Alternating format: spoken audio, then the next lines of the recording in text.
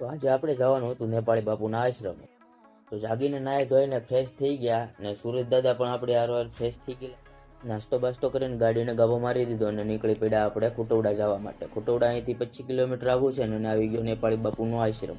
આશ્રમની અંદર જઈને દર્શન કરી લીધા. આ છે ગણપતિ દાદાનું મંદિર અને આ છે નેપાળી બાપુની સમાધિ. દર્શન કરીને અને ચા પી લીધી ને આ છે નેપાળી બાપુનો આશ્રમનો આખો નજારો.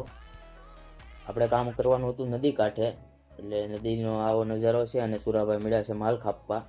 એટલું ચણતર કાલનું કરેલું છે ને અહીંયા આગળ ઓટલો બનાવવાનો છે. આપણે ઓટલાનું ચણતર થઈ ગયું છે અને સુરાભાઈ બની ગયા બાહુબલીને નાખવા મળ્યા મોટા મોટા પાણા, એટલે ગાયાગામાં ઉકલે.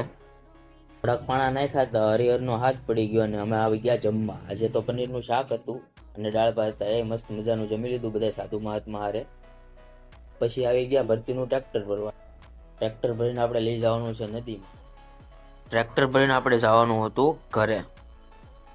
ટ્રેક્ટર ભરીને આપણે ઉપડી ગયા ઘર બાજુ અને ઘર માટે લઈ લીધો શોર્ટકટ. શોર્ટકટમાંથી આપણે આવી ગયા ઘરે. ઘરે પહોંચીને નાહી ધોઈને બાબલા જેવા બની ગયા આપણે. પછી જવાનું હતું આપણે ભાઈબંધને મૂકવા, એટલે ઠેલા બેલા લઈને આપણે પાછળ બેસી ગયા. આજના વ્લોગમાં એટલું જ તે. હવે મળીએ આપણે કાલે.